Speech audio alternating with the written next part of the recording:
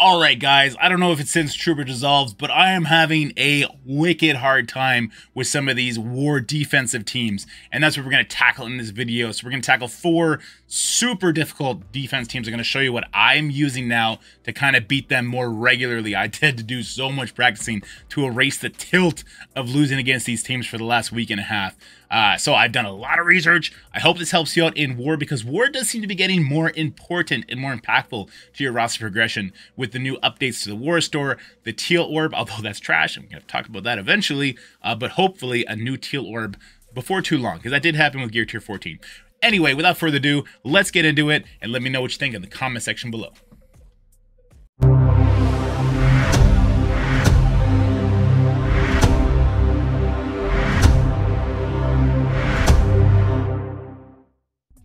Alright, so the first team I want to talk about, this first nightmare war defensive team, is the Tangled Dorm team.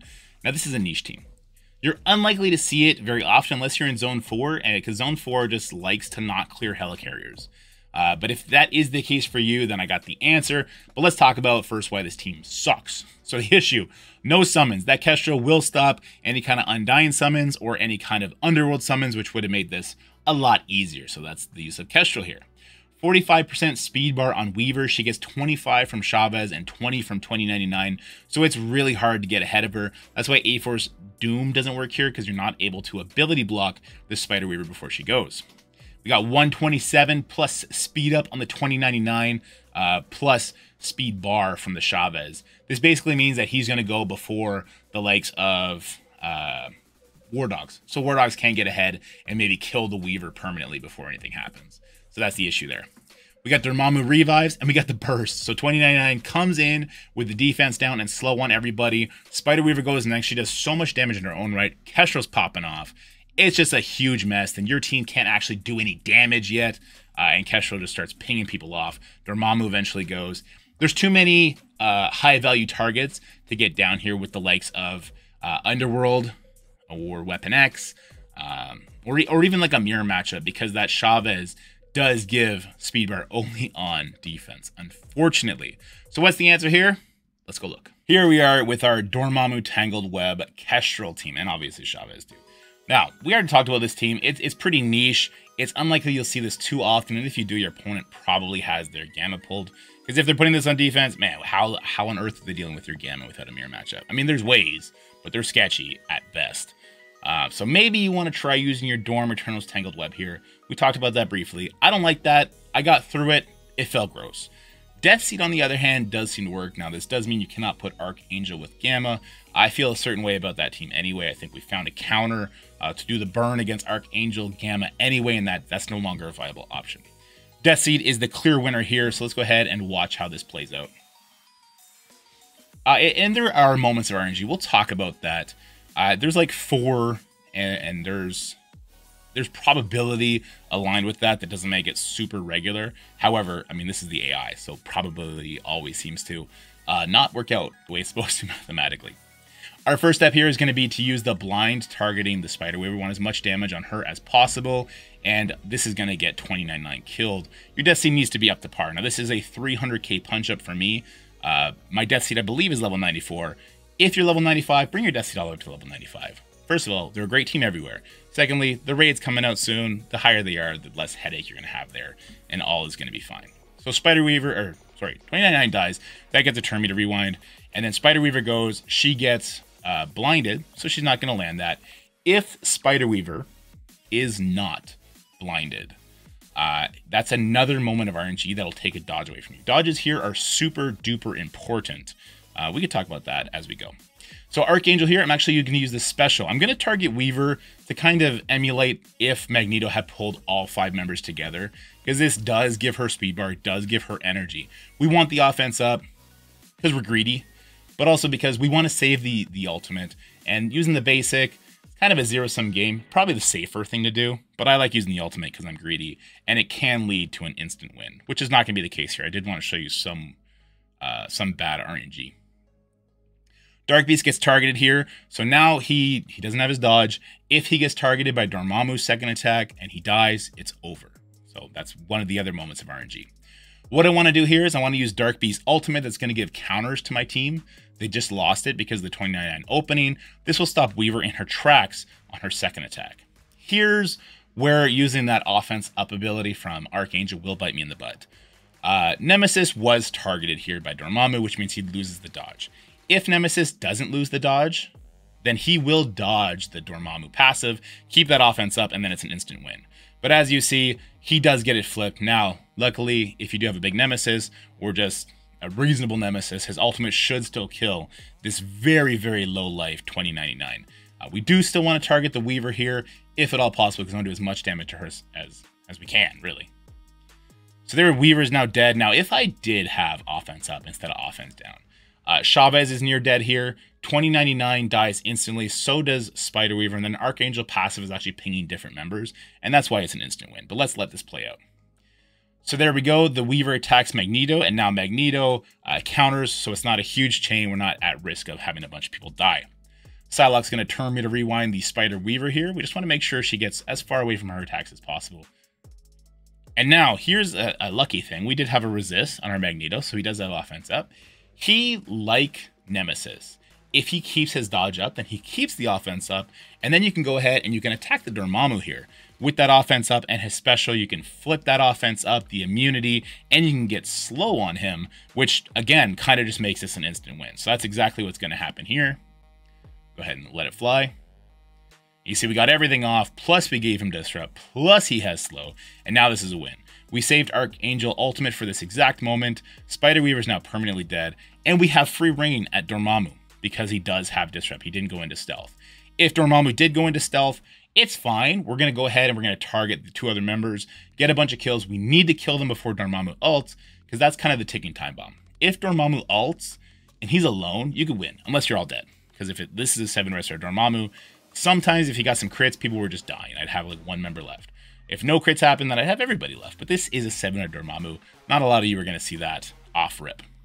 Anyway, this is going to work perfectly, and this is why this team is definitely my preferred team to use against this team, even though this is a niche team, and hopefully we're not going to see it too commonly, unless we get a new counter for Gamma, and then all bets are off. But anyway, let's go look at some other options, some other teams rather. This next team has been making waves, especially since we got the awakened abilities on Apocalypse, and I'm calling this Apocalypse for Hire. Big and small, it has issues, and this is the theme with war, is that when you code a team to be like Heroes for Hire, they will always be an issue when a powerful plug-and-play character comes to the game.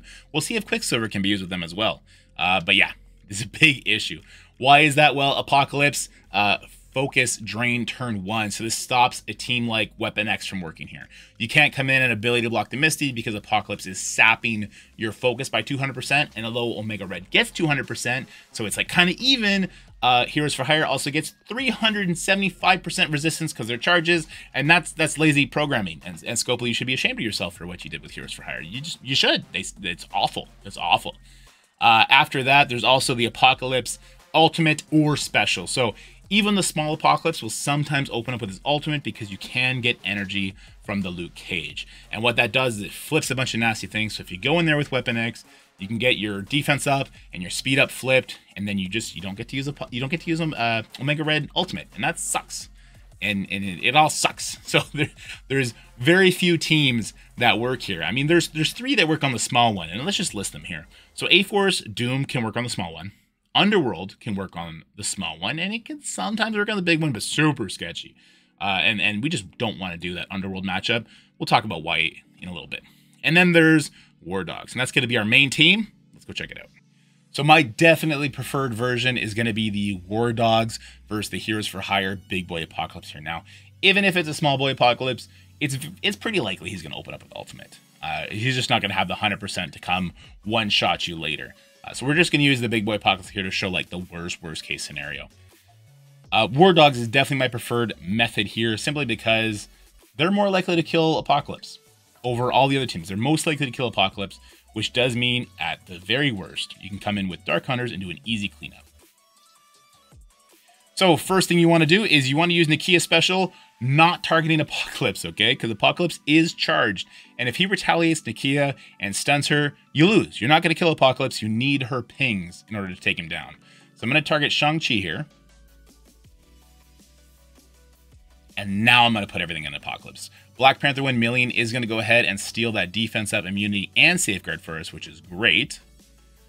And all the extra attacks is going to go ahead and bring Apocalypse low enough that Nakia is going to start pinging him. You need to do the turn meter rewind, so you need to have a Okoye next to Nakia here. And now Black Panther, we want to use a special. We want to give offense up to Nakia. We need her to do her thing. Now here's where the difference between a big boy Apocalypse and a small Apocalypse comes in. A small Apocalypse would have been dead by now from my team. Now my team is like 1.1 million or something like that. And the smaller Apocalypses, the 5 yellow, 2 red stars, they melt at this point to Nakia. And then we're able to do a couple extra control things against the Heroes for Hire, but let's not bank on that. You see, Shuri's dead, she's gone, and it looks like I'm about to get completely wiped out. But here's where the power of War Dogs comes in. They start kind of rebalancing. Now, I'm doing something that you probably think is absolutely asinine. I'm not going for Shang-Chi.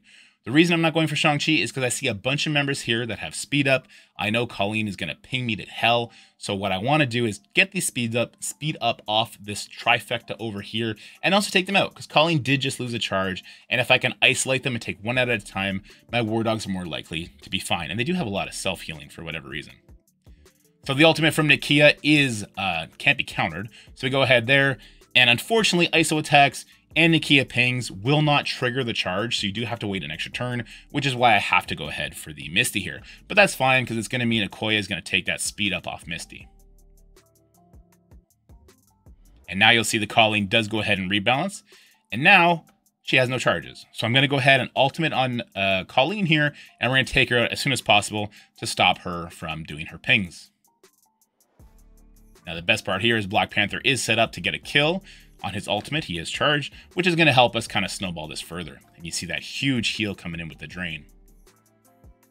Furthermore, we just keep abusing the speed meter that Black Panther and Black Panther 1 million get, and I'm going to be able to pull this off. Now I get off of Luke Cage, even though I don't really want to. And the reason I don't really want to is because pushing Shang-Chi here, he's going to cleanse all that and he gets offense up. I don't want him to wreck my day like this. However, Black Panther 1 million is going to have his ultimate back up, and we can steal everything from Luke Cage. And that's really juicy, and then we get the win here. So that's kind of why I like War Dogs the best here. They can sometimes get the one shot. But, again, worst case scenario, they kill the Apocalypse, and I can come in with Dark Hunters and clean it up. And with the live war bonuses, that's kind of what happens most of the time. It does become a 2-tap. We don't like that, but if Apocalypse is here, he's not with ApocHold, and then we can underworld the ApocHold team and just walk over it, which is another reason why if Apocalypse is here with Heroes for Hire, don't use underworld here. It can work. It works similar to the War Dog team, not nearly as good. They don't have nearly as much sustain as War Dogs does, even when Shuri dies. But if Apocalypse is here, that means Underworld is going to destroy whatever the ApocHold team is. So don't use Underworld here. And A-Force Doom, against the big boy Apocalypse, it's just don't. You don't have the damage. You'll lose. And they don't have the kind of burst that War Dogs does, that they can for sure kill Apocalypse and lead it into a easy cleanup for Dark Hunters. So definitely War Dogs on the Apocalypse for Hire. So Apocalypse is the big problem right now, and he can be flexed onto a bunch of different teams. These are the two I think are the most problematic. Apocalypse with Gamma can also be an issue, but we're gonna do a big burn on that, and we're gonna try and figure it out that way. And so Apocalypse is a little bit of wasted potential there. So Apocalypse ApocHold with Chavez. And Chavez is giving the speed to Wong here, not to Apocalypse, not to Agatha, to Morgan and to Wong. And why this is because if we go in with Undying, Hela's not going to be able to spread it quickly enough. And if we go in there with anybody else, Wong is going to taunt. And then we're wrecked. So the speedy taunt is an issue. The one-shot permakill from Apocalypse is an issue. We're going to see that. We're going to show the big and the small version with what I think is a preferred team, which is a crazy hybrid that's very expensive. And then many multi-hit attacks. So the Agatha basic, calling in the Morgan attack as well. A bunch of striker attacks, either from Wong, from Morgan, or from Apocalypse. A bunch of buff clears along the way that puts a lot of our valuable units in danger, especially the ones that rely on death proofs to save them. I think you know what I'm getting at. Let's go see how the Undying hybrid can tackle this team. They're really the only option. All right, here we go. We're actually going to show both versions here, because this is drastically different with the big boy Apocalypse and the small Apocalypse. And this, I think, is more common than the Apocalypse for hire that we were talking about earlier. This is Apocalypse Chavez with ApocHold. So let's go ahead. And this is the team that is best. Now, it is pretty expensive because we're going to break up Unlimited, and we're going to see in the next fight that having Unlimited would kind of be nice. If there's a small Apocalypse here, you can 100% use Namor, though it is definitely not as secure. One thing you're going to disagree with here is you need to put the zombie Iron Man stuff on Wong. When Wong is getting sped up by Chavez, he will go before your Hela goes, which means that you're not going to be able to give him the ability block. You get stuck behind his taunt, and it's a wrap. So we need to use it on him, and then we also have that resist check. Luckily, Zombie Iron Man does come with 500% focus. Unluckily, I mean, his stars are super rare, right? So, I mean, it is what it is. Next, we want to target Morgan here. This is going to make her go ahead and kill the Colleen. Now, I don't know what was happening. When I had Hela positioned where Cable is, Greg was going after Morgan every single time, which meant Hela didn't have the immunity, and then she can get ability block. I don't know why that would be the case. I understand why that's the case with Underworld, but not here. But regardless, put Hela in this position here. It seems to always make Greg go before the Morgan. And then she's able to spread, which is super important in this fight. Now, a couple moments of RNG that can happen here as well is that disrupt. So now we have 3 debuffs on Kang. He's not able to get offense up on himself unless he clears it on his next turn. He does clear buffs, which is cool, but he's also going to get hit by Agatha before that now because he also got the slow. Now, this is the same case for Rogue. The slow doesn't bother the Rogue, but the disrupt does, and what it happens is she's not able to taunt, which is a very nice safety blanket. Anyway, I'm talking too much. Let's let this play out and just talk as we go. We need to do the turn meter rewind on Apocalypse here. We cannot let him do his special and give a bunch of nice buffs to everybody. So we did get lucky. We got rid of that disrupt. Now we have offense up. And now Agatha's going to go, giving us offense down. But Kang still clears 2 debuffs. So as long as he clears that offense down, we're going to be fine. We go ahead and we spread all that. Now I can use this ultimate. I luckily did get a crit from Hela onto Morgan, which is why she has a vulnerable. But a better way to make sure you get that vulnerable is to have Rogue as a skirmisher, just so that you have a 100% chance to get that. All right, now Kang goes next. He cleared the offense up, and now he's actually going to go ahead and delete everybody, which is great. Agatha was the first to go, then goes Morgan. And I do think I make a mistake here. I could have just killed the Wong, but I'm actually going to play this goofily, and Wong's going to get healed up, but I'm still going to make it through. Let's not waste our time because this is already going to be a little bit of a long video. Let's go ahead and get to the big boy version. And here we go. So not only is Apocalypse not bigger, but everyone's bigger, and that obviously changes things. This is a 500k punch up, but you gotta remember, Cable and Zombie Iron Man are making my team look smaller than they actually are. So you do need a big Kang for this. If you don't have a big Kang, I don't know what to tell you, because everyone has a big ApocHold, and that's a problem. So hopefully Kang becomes available, at least premium orbs, before we all leave the game. Anyway, so we play this out exactly the same way we otherwise would. We go ahead and we get the stuff on Wong, and then we go ahead and put the bleed on Morgan. Chavez nearly dies. She does die to this rate there. And then we're going to go ahead and use the special. Now you notice RNG happened to us. We did get disrupt on my Rogue. We're still going to just watch this one play out because we need to roll with the RNG. There's always going to be RNG in this game. We use the special on Apocalypse. This does do a nice turn meter rewind. Rogue is dead. All right, so now we actually cannot get a vulnerable on the Morgan, and so tragedy strikes, right? We're not going to be able to get the kill on her. I target the Apocalypse here because I had a feeling that Wong might die, and I wanted to make sure that Kang at least did get to do his ISO attack, giving him more speed. Now, the good side about the big boy Apocalypse is he's not going to use his special. Now, that doesn't help us too much, but we are at least able to kill the Morgan here. So with Apocalypse not doing his special, even if we didn't kill that Morgan right there as we did, what would have happened is he would have done his ultimate, wouldn't have healed the Morgan. It would kill me, like it's killing me now, but at least I would have still had a chance to kill the Morgan. So the ultimate comes in and it just completely evaporates my Hela because it flips all her death proofs and now she's dead. And even if it didn't flip all her death proofs and kill her, we would have also had the issue of his empowered attack coming right after that.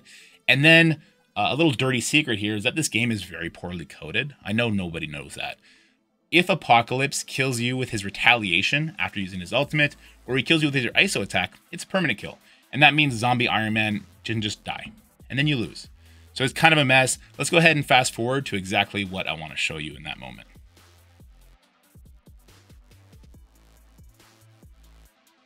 All right, so here we are, and we're kind of at the exact same moment we left off at. We go ahead with the Kang ult. We're able to kill the Morgan here, I believe. Let's see how this plays out. There we go. So everybody's dying. I think Agatha's going to hang around here, but that doesn't quite matter. So let's watch what Apocalypse does here. Flips everything. So he flips the death proof, and what's going to happen is he's going to use the ISO attack, and it's going to kill Hela.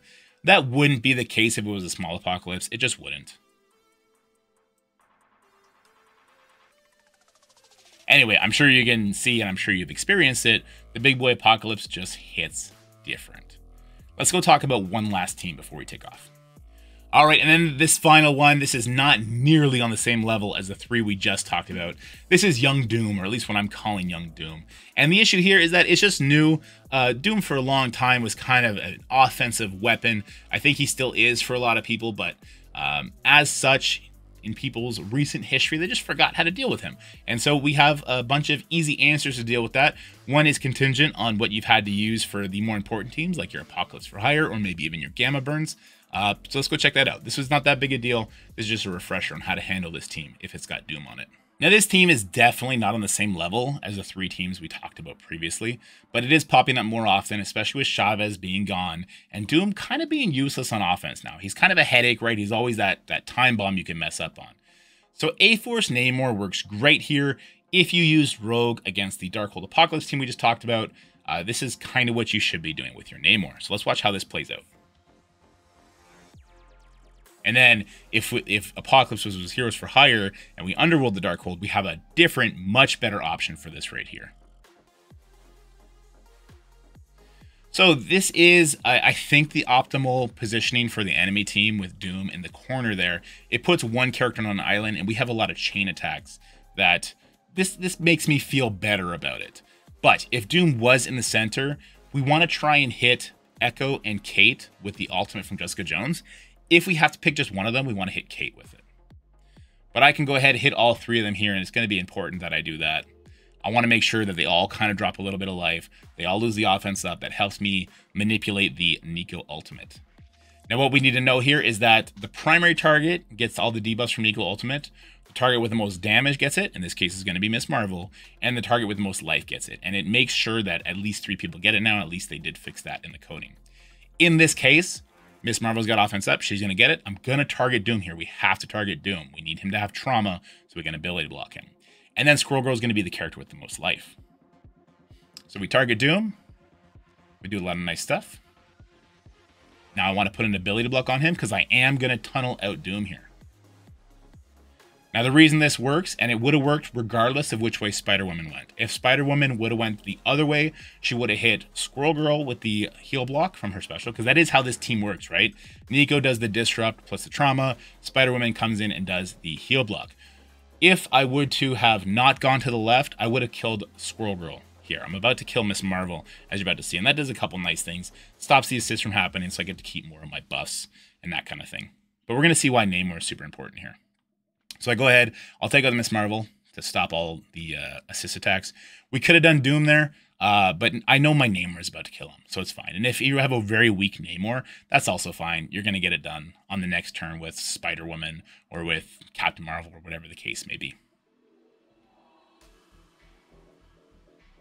So this also does a nice turn meter rewind, plus takes offense up off of some people. It actually got deflected there, that's fine. And now we go straight for the Squirrel Girl. Now we're going to be eating a bunch of nasty counters here. It can get ugly, but in my experience, I never lost this. I've tried it on punch-ups. I believe this one was just a punch across, but I never actually lost it at that point. As soon as I killed the one Young Avenger who had Trauma heal block, and I double back and finished off the Doom, then it was fine.